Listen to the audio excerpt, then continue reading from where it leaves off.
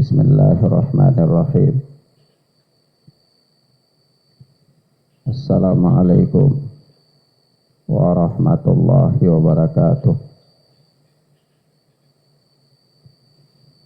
Walhamdulillahi hamdan katsiran thayyiban mubarakan fih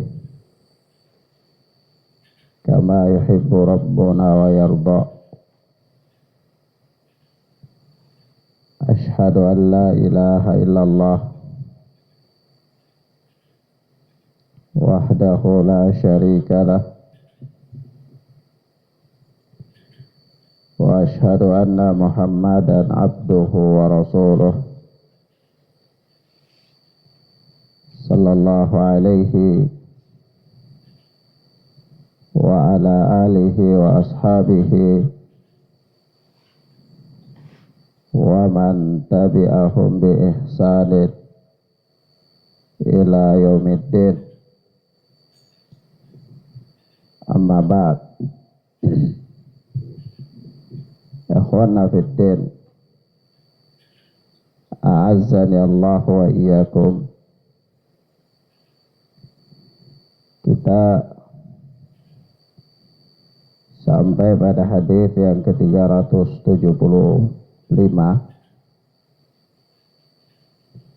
dari kitab Bulughul Maram min Adillatil Ahkam oleh Al-Hafidh Syihabuddin Ahmad bin Ali bin Hajar Al-Asqalani rahimana wa rahimahullah.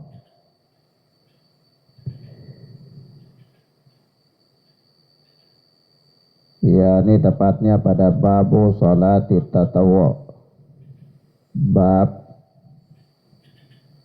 keterangan tentang hal-hal yang berkaitan dengan sholat tatawwu, yakni sholat sunnah. Apakah sholat sunnah mutlak atau sholat sunnah rawatib, sholat sunnah yang terikat dengan sholat wajib, atau sholat sunnah yang terikat dengan waktu, ataupun sholat sunnah yang terikat dengan sebab. Naam, ala kulli hal, sholat sunnah adalah sebagai ibadah tambahan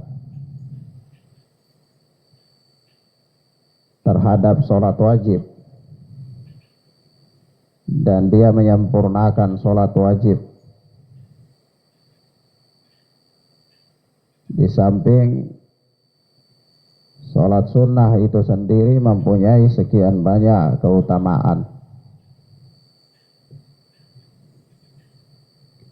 Maka selanjutnya berkata Al-Hafidh rahimana wa rahimahullah, wa an ibni Umar radhiyallahu anhu maqal, dan dari Ibnu Umar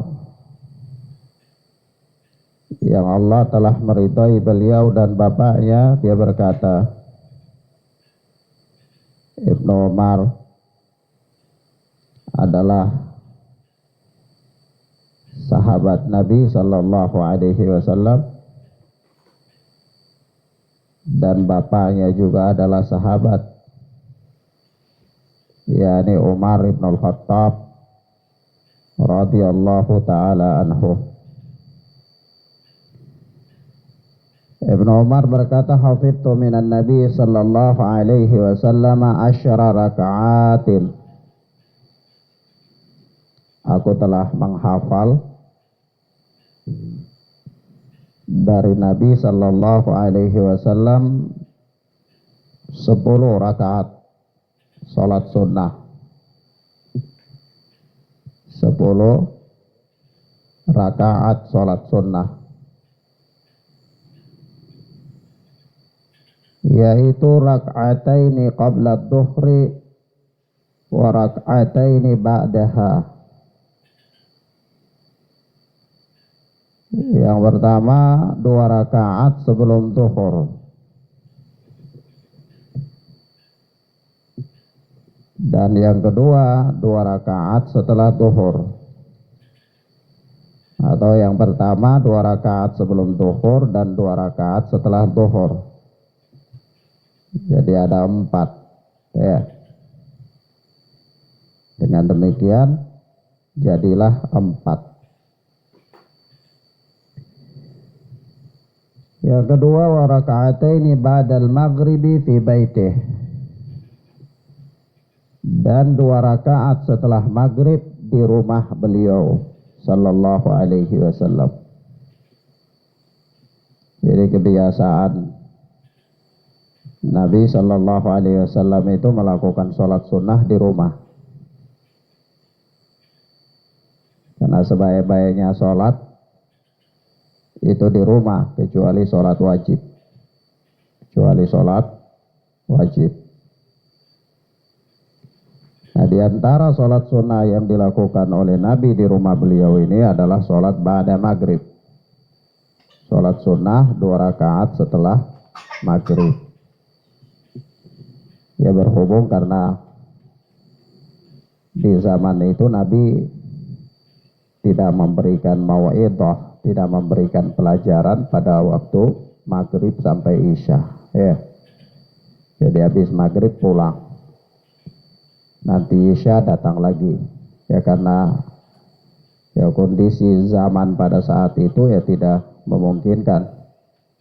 Karena cuaca sangat gelap, tidak ada penerang, ya.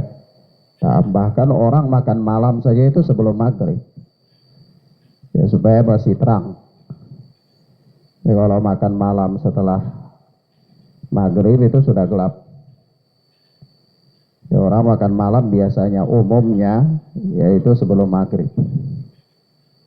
Meskipun ada pada kasus-kasus tertentu ya mungkin saja makan malam itu di malam ya setelah maghrib. Tapi umumnya ya manusia di zaman itu ya mereka makan malam itu sebelum maghrib. Ya, ini karena apa? Cuaca, kondisi, dan seterusnya. Maka Nabi tidak memberikan pelajaran setelah maghrib sampai isya itu. Bukan berarti memberikan pelajaran pada waktu itu adalah perkara yang muhdats, perkara yang bid'ah, bukan. Tapi ini persoalan teknis saja. Ya. Nah, maka Nabi karena ba'da maghrib itu pulang ke rumah, ya maka beliau sholat ba'da maghribnya, ba'diyah maghribnya itu di rumah, 2 rakaat setelah maghrib itu di rumah. Maka ini apa? Sudah 6, ya. Kemudian kata Ibnu Umar wa rak'ataini ba'dal isya'i fi baitih, dan 2 rakaat setelah isya itu di rumah beliau. 2 rakaat setelah isya itu di rumah Nabi sallallahu alaihi wasallam. Nah, ini juga sama ya. Nah, waktu isya, ba'da isya itu ya Nabi kembali ke rumah. Karena kembali ke rumah ya maka sholat ba'da isyanya 2 rakaat setelah isyanya itu di rumah, ya. Nah, tapi kalau ditanyakan ya Ustaz, boleh tidak orang sholat sunnah ba'da isya itu di masjid? Ya boleh. Ini persoalan teknisi saja. Meskipun yang lebih utama itu di rumah, ya. Karena sholat sunnah pada umumnya yang lebih utama itu di rumah. Kata Nabi sallallahu alaihi wasallam, afdalu sholati fi baiti illal maktubah. Seutama-utama sholat itu di rumah kecuali sholat wajib. Dengan demikian sudah jadi 8 ya. 8. 2 rakaat sebelum zuhur, 2 rakaat setelah zuhur, 2 rakaat setelah maghrib, 2 rakaat setelah isya, 8. Kata Ibnu Umar, wa rak'ataini qabla subhi, dan 2 rakaat sebelum subuh. 2 rakaat sebelum subuh. Maka jadilah 10 salat sunnah yang dihafal oleh Ibnu Umar radhiyallahu taala anhu dari Nabi sallallahu alaihi wasallam. Ya, di salat sunnah rawatib. Salat sunnah yang berkaitan erat dengan salat wajib. Kata Al-Hafidz muttafaqun alaih, hadis ini adalah hadis muttafaqun alaih. Wa fi riwayatin lahuma wa rak'ataini ba'dal jum'ati fi baitih. Hadis ini adalah hadis muttafaqun alaih, hadis yang disepakati oleh Imam Bukhari dan Muslim dalam sahih keduanya. Wa fi riwayatin lahuma, dan di dalam riwayat yang lain bagi mereka berdua, yakni bagi Imam Bukhari dan Imam Muslim, yakni wa rak'ataini ba'dal jum'ati fi baitih, dan 2 rakaat setelah Jumat di rumah beliau. Ya, hitung-hitung sama ya, tetap aja 10, karena kalau orang yang lakukan sholat Jumat kan dia tidak lakukan sholat duhur ya, maka dia lakukan sholat sunnah setelah Jumat di rumahnya, posisinya tetap. Karena kalau seandainya dia lakukan sholat duhur pun, ya nanti setelah duhur juga 2 sama ya. Nah, tapi di sini ada faedah tambahan ya, faedah tambahan bahwa sholat sunnah ba'da Jum'ah itu ada, sholat sunnah ba'diyah, sholat sunnah setelah sholat Jumat itu ada nasnya. Kata Al-Hafidz wali muslimin, kana idza tala'a al-fajru la yusalli illa rak'ataini khafifatain. Dan di dalam riwayat Muslim kata Al-Hafidz, kana idza tala'a al-fajru, adalah Nabi sallallahu alaihi wa alihi wasallam apabila telah terbit fajar, la yusalli illa rak'ataini khafifatain. Beliau tidak melakukan salat kecuali 2 rakaat yang ringan di rumah, 2 rakaat yang ringan. Kecuali 2 rakaat yang ringan. Jadi 2 rakaat ini 2 rakaat salat qabliyah subuh, 2 rakaat sebelum subuh. Nah, riwayat Muslim ini lebih memperjelas lagi bahwa 2 rakaat sebelum subuh itu adalah 2 rakaat yang ringan saja. Jadi sholat 2 rakaat sebelum subuh itu jangan terlalu panjang-panjang, ya, ringan, karena sifat sholatnya ringan. Naam. Maka di sini ya ikhwana fiddin azani Allah wa iyyakum, ada beberapa pelajaran penting ya dari hadis Ibnu Umar ini. Yang pertama, hadis Ibnu Umar radhiyallahu taala anhuma memberikan pelajaran kepada kita bahwa salat sunnah rawatib, yakni salat sunnah yang ada kaitannya dengan salat wajib atau salat sunnah rawatib, itu ada ketetapannya dalam syariat dan telah ditentukan bilangan-bilangannya ya. Maka dari itu ada, menurut riwayat Ibnu Umar ini ada 10 salat sunnah rawatib. Pelajarannya itu ada 10 salat sunnah rawatib berdasarkan hadis Ibnu Umar.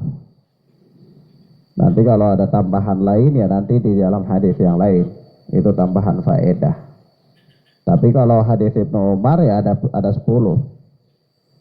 Apakah penyebutan, kita berikan catatan di sini, apakah penyebutan 10 rakaat sholat sunnah ini adalah merupakan pembatasan bahwa tidak ada sholat sunnah rawatib yang lebih dari 10 rakaat? Ya, ini masih terjadi perbincangan di antara para ulama. Tapi yang jelas pengetahuan Ibnu Umar tentu ya tidak menafikan pengetahuan para sahabat yang lain apabila memang ada jumlah yang lebih. sebagaimana nanti dalam riwayat Aisyah radhiyallahu taala anha. Jadi Ibnu Umar ini sepengetahuan Ibnu Umar, yang Ibnu Umar lihat-lihat, yang Ibnu Umar amati, bahwa ada 10 sholat sunnah rawatib. Ya, disebutkan oleh beliau di sini, dihitung semuanya. Yaitu 2 rakaat sebelum zuhur, 2 rakaat setelah zuhur, 2 rakaat setelah maghrib, 2 rakaat setelah isya, dan 2 rakaat sebelum subuh. Ya, sebelum subuh. Yaitu 2 rakaat fajar apabila terbit fajar. Nah, ini catatan yang pertama. Catatan yang kedua, bahwa di dalam hadis ini ada keterangan tambahan bahwa sholat setelah maghrib dan sholat setelah isya itu dilakukan oleh Nabi Shallallahu Alaihi Wasallam di rumah beliau. Di rumah beliau. Sementara Ibnu Umar meriwayatkan bahwa setelah zuhur itu ya tidak disebutkan. Maka kembali kepada hukum asal, ini berarti dilakukan di masjid. Karena kalau seandainya Nabi tidak melakukannya di masjid, ya Ibnu Umar berikan keterangan tambahan seperti setelah maghrib dan setelah isya. Ya, karena Nabi lakukannya bukan di masjid, maka Ibnu Umar berikan keterangan tambahan, yaitu di rumahnya. Ya. Sementara setelah zuhur, Ibnu Umar tidak memberikan keterangan tambahan. Berarti memberikan indikasi bahwa sholat setelah zuhur ini pun Rasulullah lakukan di masjid. Maka kalau dikatakan mana yang afdal? Ya tentu berdasarkan keumuman nas, bahwa sholat-sholat sunnah itu semua yang afdal adalah di rumah. Di rumah yang afdal. Ya tapi kalau ada kebutuhan untuk melakukannya di masjid, ya maka tidak ada masalah. Lakukan di masjid. Ya seperti bisa jadi saja sholat setelah duhur ini Nabi Shallallahu Alaihi Wasallam lakukan di masjid, ya karena memang ya waktu-waktu ini ya Nabi biasanya duduk-duduk dengan para sahabat di masjid, memberikan mau'idhah, memberikan nasihat-nasihat. Ya kadang-kadang juga setelah itu ya mungkin Nabi kemudian keluar pergi kemana ziarah ya orang sakit atau diundang makan atau kemana, sehingga Nabi tidak kembali ke rumah dari masjid langsung. Ya, maka Nabi Shallallahu Alaihi Wasallam lakukan sholat sunnah itu di masjid. Ini ada kemungkinan. Ya, tetapi asalnya ya sholat sunnah itu yang afdal adalah di rumah, kecuali sholat wajib. Nah, maka kalau tidak ada hajat di masjid, ya sholat sunnahnya di rumah. Sholat sunnah setelah maghrib, setelah isya, ya dan seterusnya, setelah zuhur. Begitu pula sholat sunnah sebelum zuhur, ya sebelum subuh, ya bisa juga di rumah. Ketika dia ada di rumah, dikumandangkan adzan, ya dia berwudu, dia sholat sunnah, baru dia jalan ke masjid. Ya, kecuali kalau memang dia lagi di masjid, ya sudah, jangan pulang ke rumah sholat sunnah baru balik lagi ke masjid. Ya, nah, ini sesuai dengan kondisi. Ini masalah teknis, Faedah yang ketiga dari hadis yang mulia ini, bahwa di sini tidak disebutkan ada sholat sunnah sebelum maghrib dan sebelum isya. Ya, Ibnu Umar tidak menyebutkannya. Ibnu Umar radhiyallahu taala anhuma tidak menyebutkannya. Yang beliau sebutkan adalah ba'da maghrib dan ba'da isya, setelah maghrib dan setelah isya. Timbul pertanyaan, apakah ada sholat sunnah rawatib sebelum maghrib dan sebelum isya? Maka jawabnya, kalau sebelum isya itu tidak ada sholat sunnah rawatib. Tidak ada sholat sunnah rawatib. Ya, bagi orang yang sholat sunnah sebelum isya, ya bisa jadi dia sholat sunnah di antara adzan dan iqamah, atau dia sholat sunnah ketika masuk masjid, sholat tahiyatul masjid, atau ketika dia selesai berwudu, silahkan. Tapi kalau ditanyakan apakah ada sholat sunnah rawatib sebelum isya, maka jawabnya tidak ada. Jawabnya apa? Tidak ada. Kalau sebelum maghrib, maka jawabannya sholat sunnah sebelum maghrib itu ada, tetapi tidak ditekankan. Dia gairul muakkadah, dia tidak ditekankan. Sebagaimana nanti kita lewat pada hadisnya. Tapi yang jelas kita berikan catatan di sini, ada sholat sunnah sebelum maghrib, tetapi gairul muakkadah, tidak ditekankan. Adapun 10 rakaat sholat sunnah yang disebutkan oleh Ibnu Umar dalam hadis ini adalah sholat sunnah rawatib yang muakkadah, yang sangat ditekankan, ya, sangat dianjurkan untuk dipelihara sholat-sholat ini. Kemudian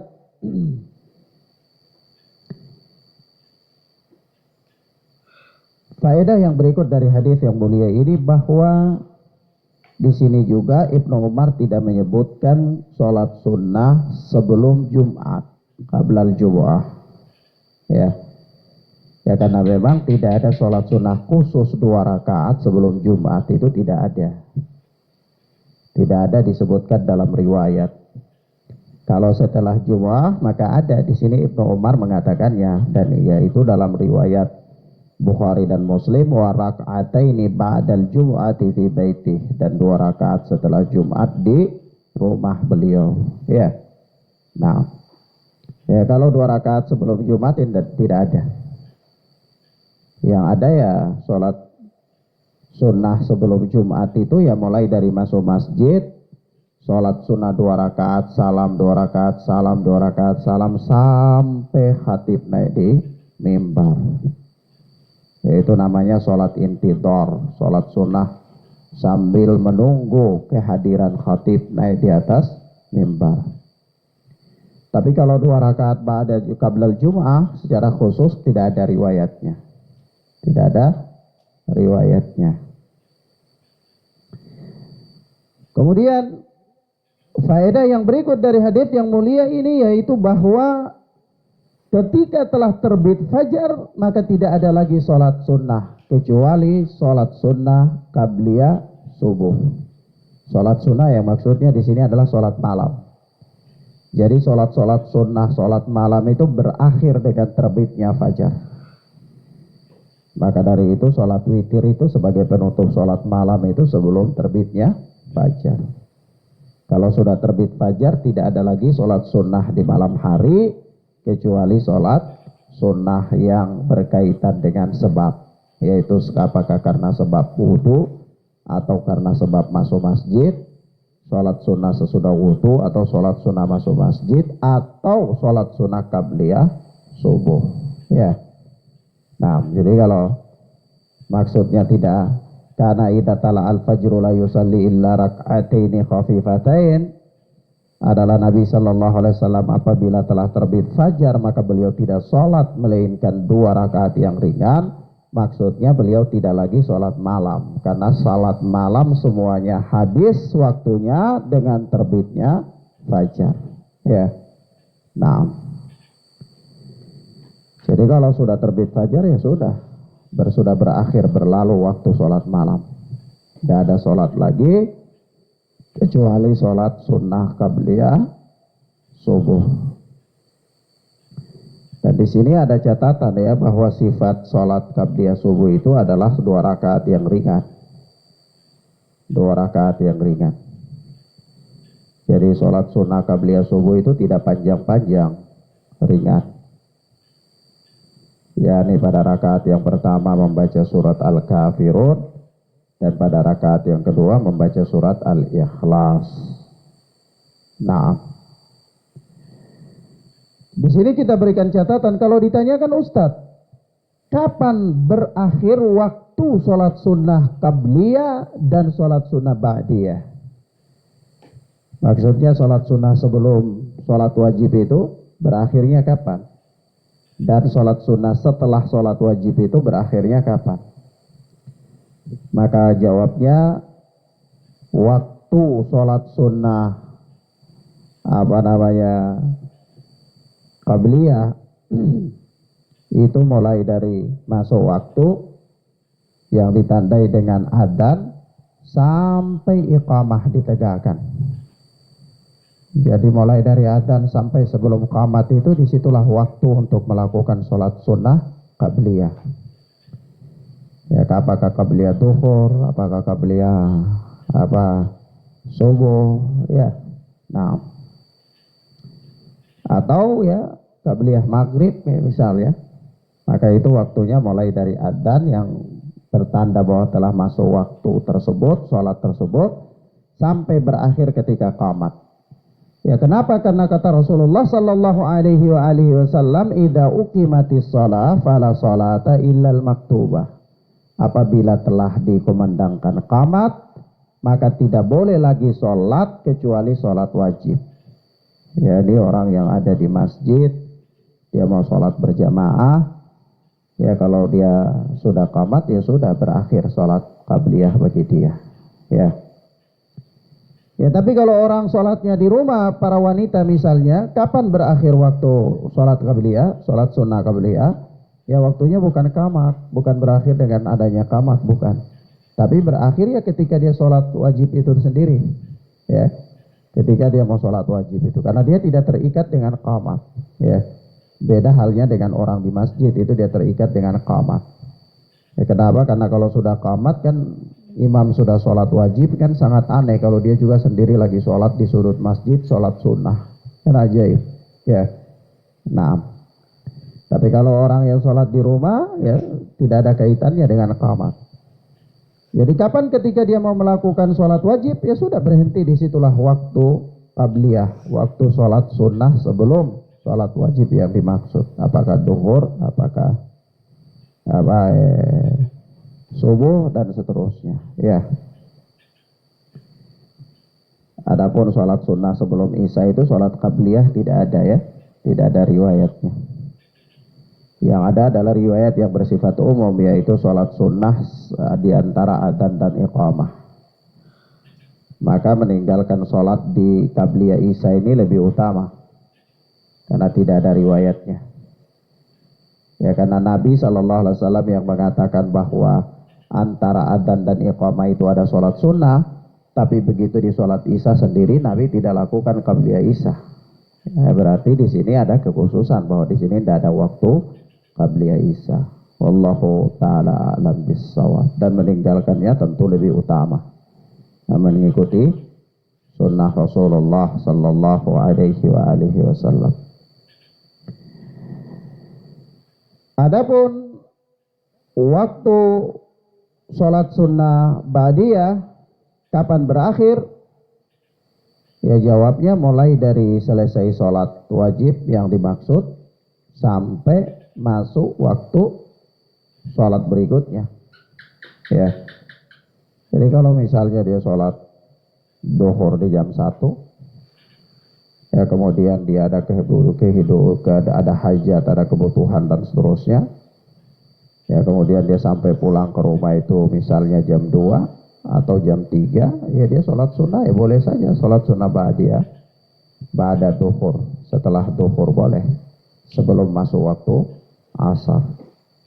Nah, sholat sunnah ba'diyah ini dia akan berakhir ketika masuk waktu sholat berikut, yaitu sholat, kalau duhur ya berarti asar, ya kalau maghrib ya berarti isya, ya dan seterusnya. Wallahu ta'ala a'lam bissawab. Selanjutnya berkata Al-Hafidh Ibnu Hajar Asqalani rahimana wa rahimahullah,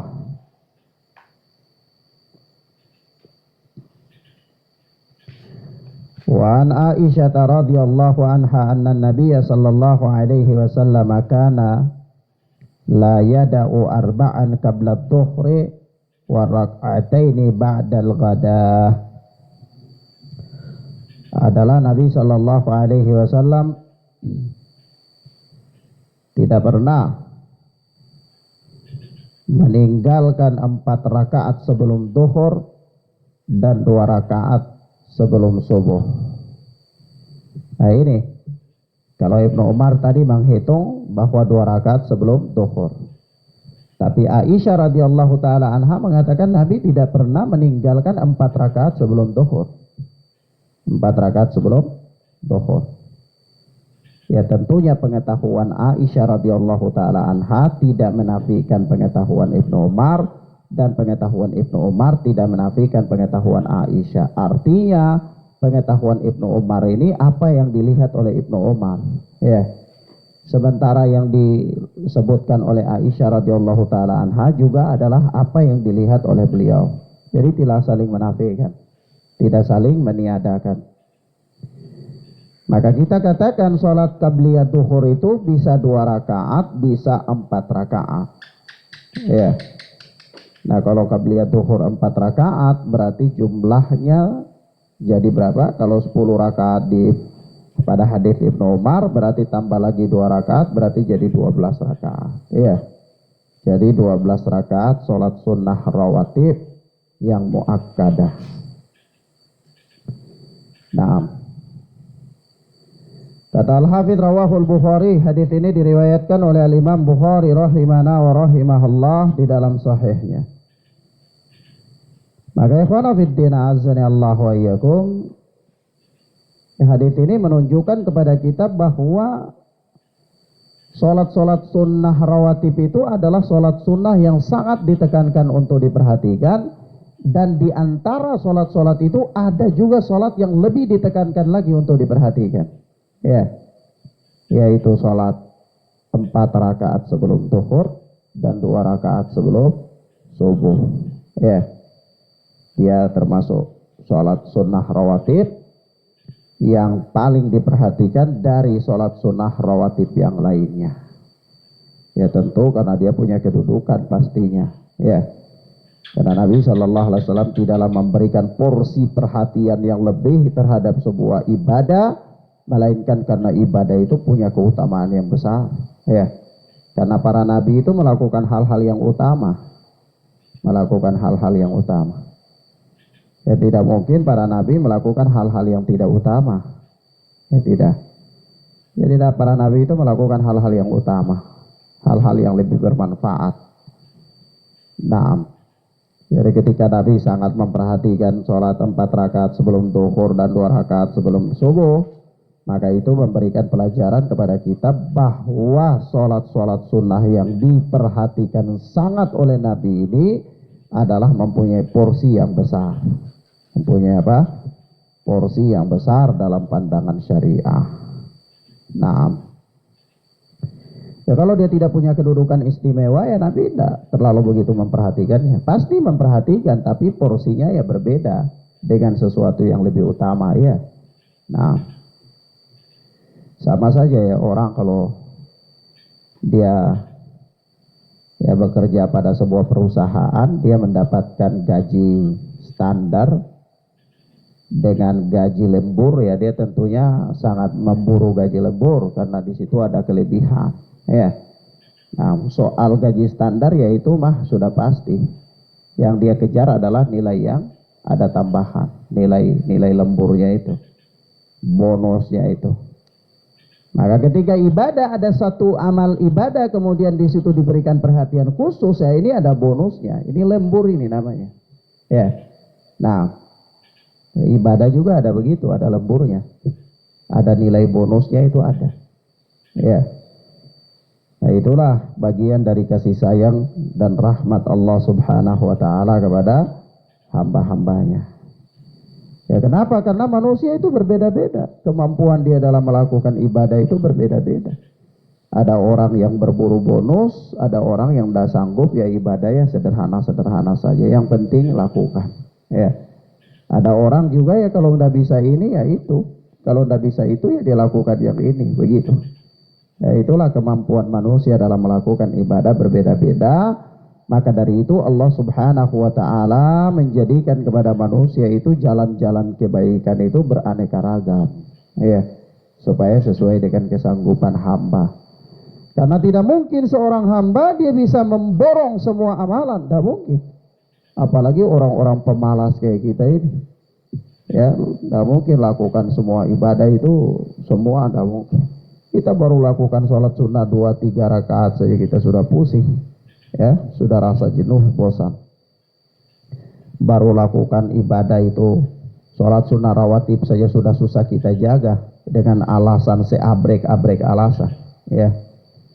Yang orang di dapur mungkin alasannya sibuk masak, orang yang mungkin alasannya mencuci, orang yang dengan anak yang mungkin alasannya anak, orang yang macam-macam saja, ada saja, ya. Ya ini untuk menjaga sholat sunnah rawatib saja sudah susah, apalagi yang lain-lain. Coba antum kalau jaga sholat sunnah rawatib, jaga sholat malam, ya, katakanlah hidupkan malam itu 1/2 malam dari jam 1 sampai subuh. Kemudian sholat rawatib antum jaga, kemudian siang hari puasa sunnah Senin Kamis, ya, atau puasa Daud. Masya Allah, itu 1 bulan langsung antum bisa kering mungkin, ya. Bisa tidak ada darahnya juga mungkin habis, ya. Tapi itulah manusia, ya. Ada orang yang memang punya kemampuan sampai setingkat itu, ada orang yang memang beda-beda. Ada orang yang punya kemampuan jaga sholat malam, ada orang yang punya kemampuan cuman puasa sunnah, ya, sholat malam dia nggak sanggup. Ada orang yang bisa bersedekah dengan uang, ada orang yang bisa bersedekah dengan dzikir. Bisa saja sesuai dengan kesanggupan. Itulah kasih sayang dan karunia Allah Subhanahu wa taala. Nah, ya kenapa? Sebab itu Ibnu Mas'ud ini sahabat yang mulia, alim lagi, ya.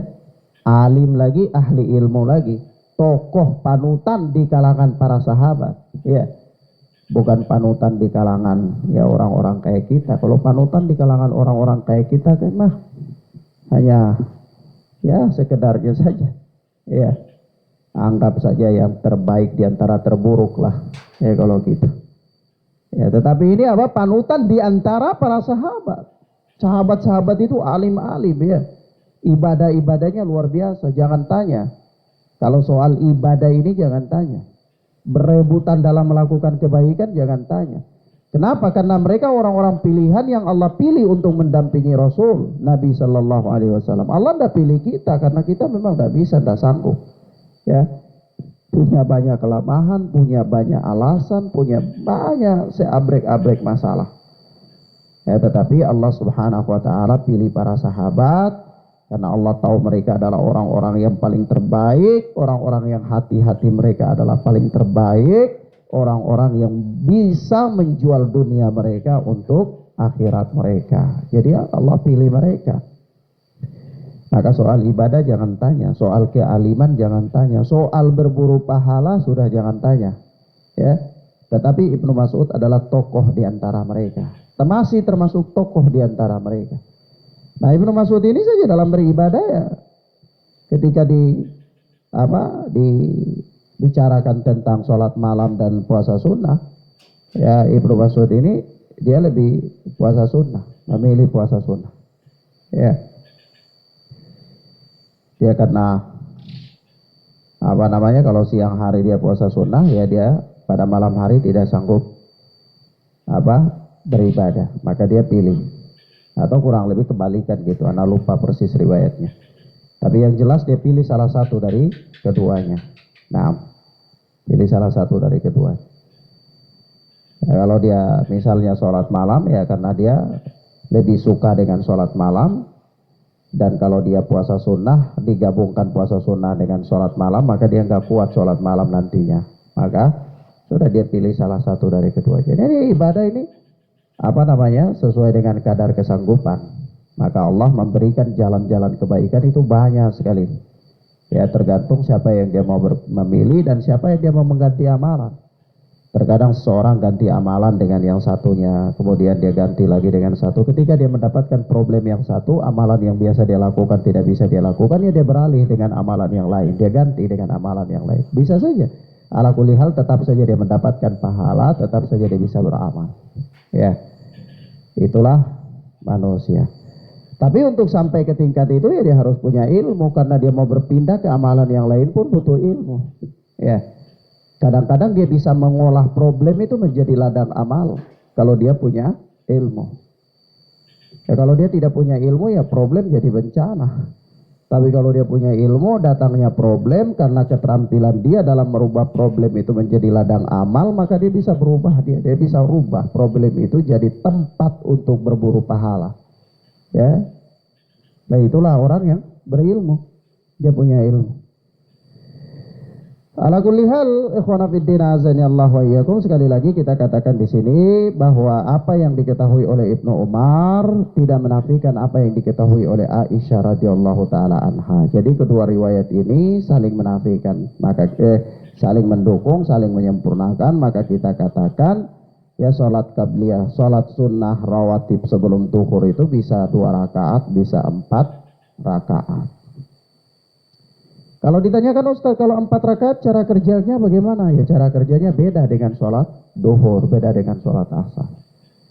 Ya cara kerjanya ya 2 rakaat salam, 2 rakaat salam. Ya, sholat sunnah 2 rakaat dulu, salam, kemudian berdiri lagi 2 rakaat lagi, kemudian salam lagi. Dengan demikian jadilah 4. Ya, nah, kemudian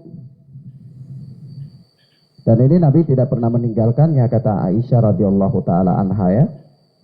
Jadi sepengetahuan Aisyah itu Nabi selalu menjaganya. Tapi kalau kita lihat ya, kita bandingkan dengan riwayat Ibnu Umar, kita teliti, kita cermati kedua riwayat ini. Ibnu Umar yang menghafal sholat sunnah rawatib ini dari Nabi tidak menyebutkan 4 rakaat sebelum duhur. Berarti yang Ibnu Umar lihat, yang Ibnu Umar hafal itu 2 rakaat sebelum duhur saja dari Nabi. Iya kan? Berarti dalam pengetahuan Ibnu Umar, Nabi tinggalkan tidak 2 rakaat ini. Tinggal. Ya, jadi maksudnya karena dalam riwayat Aisyah kan Nabi tidak pernah meninggalkan 4 rakaat sebelum duhur. Padahal Ibnu Umar mengatakan saya hafal sholat sunnah dari Nabi itu. Dan Ibnu Umar hitung ternyata 2 rakaat sebelum duhur saja. Berarti Nabi tinggalkan 2 rakaatnya tidak? Tinggalkan pastinya. Dalam riwayat Ibnu Umar. Iya kan? Karena kalau Nabi tetap lakukan, pasti Ibnu Umar dia katakan 4 rakaat sebelum duhur. Ya gitu. Tapi karena yang Nabi lakukan cuma 2 dalam pandangan Ibnu Umar, dalam pengetahuan Ibnu Umar, maka Ibnu Umar yang hafal dari Nabi 2. Berarti konsekuensinya Nabi meninggalkan 2-nya. Iya. Sementara Aisyah mengatakan Nabi tidak pernah meninggalkan 4 rakaat sebelum duhur. Nah, ini bagaimana Ustaz? Iya kan? Ya, bagaimana jadinya? Maka dari itu kita katakan ini yang dilihat oleh Ibnu Umar. Dan yang Aisyah riwayatkan juga yang dilihat oleh Aisyah. Jadi ketika Nabi selalu sholat sunnah di rumah Aisyah misalnya, sholat sunnah sebelum duhur, itu Nabi lakukan selalu 4 rakaat. Maka ketika itu Aisyah perhatikan, oh 4 rakaat, 4 rakaat, 4 rakaat. Oh Nabi ini tidak pernah meninggalkan 4 rakaat sebelum duhur. Ya kan? Tapi kalau misalnya begitu Nabi sholat sunnah misalnya bukan di rumah Aisyah, ya kan Nabi bagi giliran ya, istri-istrinya. Ya barangkali saja ketika waktu itu giliran bukan di rumah Aisyah, Nabi sholat sunnahnya di rumah, di masjid. Disaksikan oleh Ibnu Umar, oh ternyata cuma 2, ya kan? Gitu. Nanti Nabi lagi balik di rumah Aisyah lagi misalnya 4 rakaat lagi di rumah Aisyah. Aisyah katakan, oh Nabi tidak pernah meninggalkan 4 rakaat sebelum duhur. Bisa aja, ada ihtimal, ada kemungkinan, ya. Atau begitu di rumah Aisyah Nabi lakukan 2 rakaat di rumah Aisyah, 2 rakaatnya nanti di masjid, dekat aja kan? Aisyah bisa lur dari jendelanya, oh Nabi lagi sholat 2 rakaat juga nih. Bisa jadi, ada kemungkinan ya kan? Jadi tambah 2 rakaat di rumah anak, tambah 2 rakaat di masjid ya jadi 4. Atau bisa jadi ketika Nabi mabit di rumah istri yang lain, ya Nabi lakukan 2 rakaat di rumah istri yang lain, kemudian 2 rakaatnya di masjid. 2 rakaat di masjid inilah yang diperhatikan dan dilihat oleh Ibnu Umar. Karena gak mungkin Ibnu Umar kan masuk di rumah Nabi semuanya kan, untuk perhatikan ya. Gak mungkin besok masuk di rumah istri ini, lihat-lihat Nabi mabit di mana nih, dia juga mabit di situ tuh, lihat-lihat kan gak mungkin ya. Maka dari itu ini riwayat-riwayat ini tidak saling menafikan, tetapi riwayat-riwayat ini saling menafsirkan, dan kedua riwayat ini ada ihtimalat, ada kemungkinan yang bisa dipadukan. Iya. Nah, maka belajar agama itu mesti cerdas, mesti pintar. Kalau nggak pintar ini akhirnya wah ini bagaimana nih, Ibnu Umar ini tidak benar ini riwayatnya, ini Aisyah juga nggak benar. Riwayat Aisyah lebih kuat lah karena Aisyah istri Rasulullah, lihat ibadah Aisyah. Aisyah pasti lihat ibadah Rasulullah setiap hari. Ibnu Umar kan bukan, ya kan? Bisa jadi kayak gitu, tapi bukan. Ihtimalatnya bukan begitu. Ya, ihtimalatnya sebagaimana yang Ana jelaskan tadi. Dan ini juga tidak ada di sini, bukan berarti kemudian jadi protes ya istri-istri Nabi kok sibuk dalam urusan-urusan kayak gini, ya. Gak sibuk kayak urusan gitu juga. Beda sama istri kita. Ini istri Nabi. Ya, kalau begitu nanti istri yang lain katakan, ya Rasulullah, di rumah Aisyah kok antum sholat duhurnya, ba'da duhurnya 4 rakaat, di rumah anak kok cuma 2 rakaat. Anda bisa, ini tidak adil. Di rumah anak juga harus 4 rakaat. Ya, ini kan repot juga ya, mau dibilang. Ya begitulah. Makanya khonafidina azani Allah wa iyyakum, kita harus banyak membaca sirah, harus banyak membaca tarikh, kemudian banyak melihat bagaimana para salaf ini melalui kehidupan mereka. Hal-hal yang sebenarnya tidak pantas untuk kemudian dijadikan sebagai ini begini dan ini begitu. Ya karena kalau kita lihat di sini, ya Aisyah radhiyallahu taala anha ini ya meriwayatkan hal-hal ini di rumah beliau. Sementara istri-istri yang lain tidak meriwayatkan ini, tidak meriwayatkan hadis Rasulullah salat sunnah ini di rumah mereka, tidak. Kan nanti jadi pertanyaan juga ya. Loh berarti istri yang lain menyembunyikan ilmu gitu kan? Dia tahu kan dia tidak menyembah, tapi padahal kondisi mereka itu adalah orang-orang yang paling memperhatikan ibadah Rasulullah, kemudian paling menjaganya, paling menghafalnya, dan paling meriwayatkannya kepada umat. Tapi buktinya ada di antara mereka yang tidak meriwayatkan ibadah Rasulullah di rumah mereka. Iya kan? Ya, ini kemudian ada ihtimal, ada kemungkinan ini Rasulullah ibadah di rumah-rumah yang lain. Kalau di giliran rumah ini Rasulullah mungkin gak lakukan sholat sunnah di sini karena mungkin ada hal-hal lain yang Rasulullah lakukan, ganti amalan, bisa jadi, iya kan? Bisa jadi. Naam. Lalu bukan kemudian jadi wah ini Rasulullah ini miring sebelah, ini bahaya. Ya di rumah anak kok gak pernah dilihat ibadah gini dan gitu. Kalau di sana ya ibadah gini dan gitu. Wah ini waliyatubillah ya, sampai kita berpraduga demikian. Makanya khonafidina azani Allah wa iyyakum, ala kulli hal, orang yang alim itu dia beramal dengan ilmunya, orang yang jahil itu menerima ilmu gitu aja. Tidak usah orang yang jahil kemudian memposisikan dirinya alim, kemudian ngatur orang alim, jadi repot. Ya, jadi repot. Nah begini pula yang terjadi dalam kehidupan ini. Ya, sampai-sampai di sini di luar daripada konteks ya, tapi anak ingin katakan, dan ini termasuk kerisauan dakwah juga di zaman ini ya. Ada orang-orang yang kemudian baru ikut dakwah, baru bergabung, kemudian baru belajar agama, tapi kemudian dia ngatur dakwah. Dia jadi panitia, kemudian dia jadi ini, jadi itu, dia mulai ngatur dakwah. Jadi ustadznya diatur. Ustadznya mulai diatur sana sini, ya ceramahnya harus topiknya ini, kemudian tampilan ustadz karena ini pakai kamera jadi harus pakai jubah yang ini ustadz, pemberian dari dari brand ini ya ustadz supaya brandnya juga bisa laku, ustadz yang tenar saja pakai brandnya dan seterusnya. Jadi ustadznya diatur-atur sudah kayak artis, ya. Nah ini musibah. Mestinya mereka ini duduk belajar, khusyuk belajar. Ya, bawa buku tebal-tebal, pena bila perlu 4 supaya kalau tintanya habis 3 ya ganti yang 1 masih ada. Ya, harus belajar gitu maksudnya. Jangan ngatur-ngatur dakwah. Ya kalau orang bodoh sudah ngatur ustadznya dan ustadznya lebih bodoh lagi mau diatur sama orang bodoh, ya ini sudah bodoh ketemu bodoh ya bodoh kuadrat. Jadi repot. Nah, ini nasihat juga untuk mereka, para pengelola dakwah ini. Orang-orang yang mengelola dakwah ambil bagian untuk mengelola dakwah, maka repot. Ya ustadznya juga terwarnai dengan mereka. Ya ujung-ujungnya popularitas, ujung-ujungnya dunia dan seterusnya. Waliyadzubillah.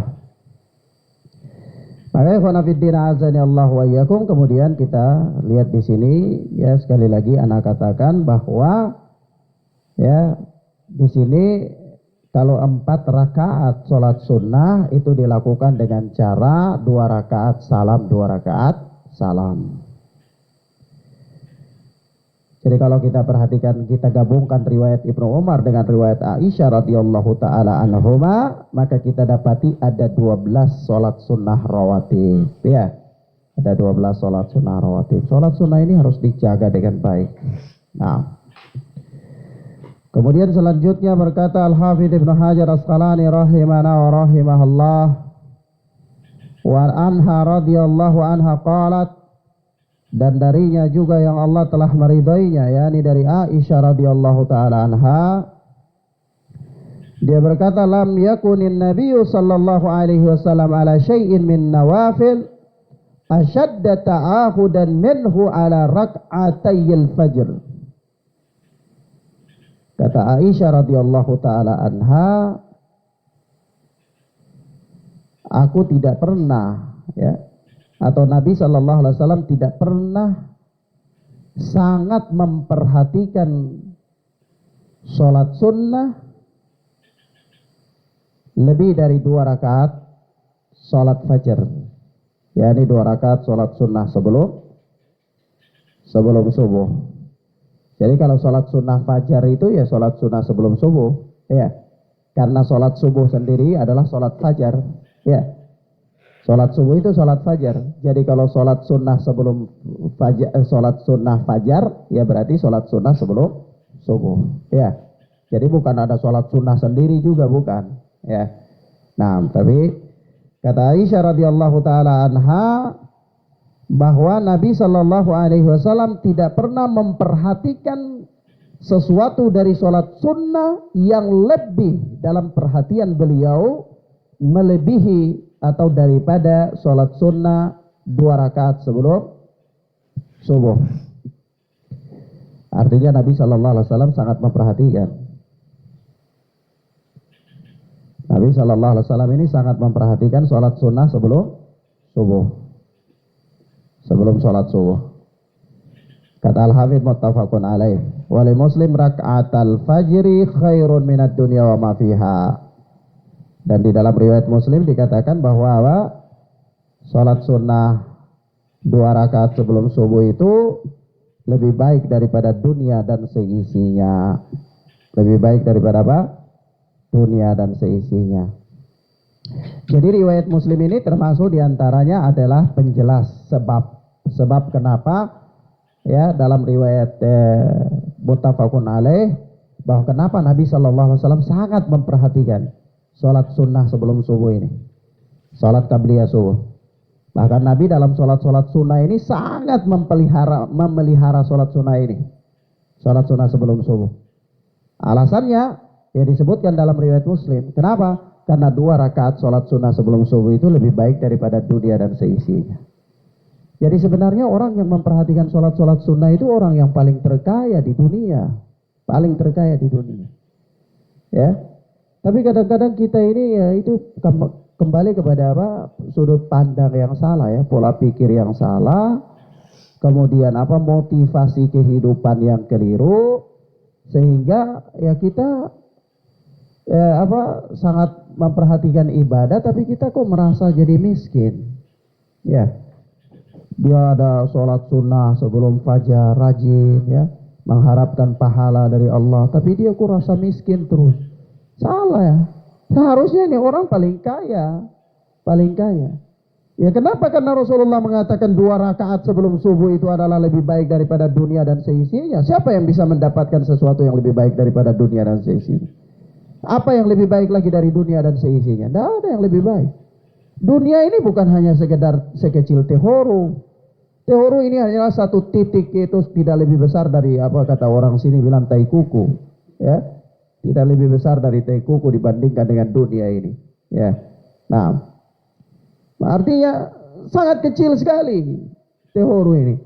Tapi ini dunia ini meliputi seluruh bumi di mana ada kehidupan manusia di situ, maupun yang tidak ada kehidupan manusia, karena ada pulau-pulau yang masih kosong banyak, ya.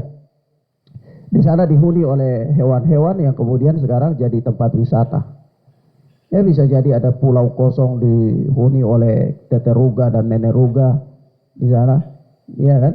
Kemudian juga dihuni oleh sontong, ya, cumi, ya. Kemudian juga dihuni oleh hewan-hewan terumbu karang dan seterusnya yang bagus-bagus. Kemudian ada orang nelayan mulai pancing-pancing sampai di situ, lihat, ini pemandangan paling bagus, jadi promosikan dan seterusnya jadi tempat wisata, ya. Ya padahal tidak ada penghuninya, kan? Tidak ada penghuninya. Ya kalau kayak di Sulawesi Selatan kan ada Pulau Kayangan, ya. Pulau tidak ada penghuninya, terapung-apung, ada berapa pulau, 4 gitu, tidak ada penghuninya. Tapi di situ ada keindahan yang sangat, orang bola-balik ke sana. Atau misalnya di Selat Barat sana ada apa? Pulau yang di laut sendiri tidak ada penghuni.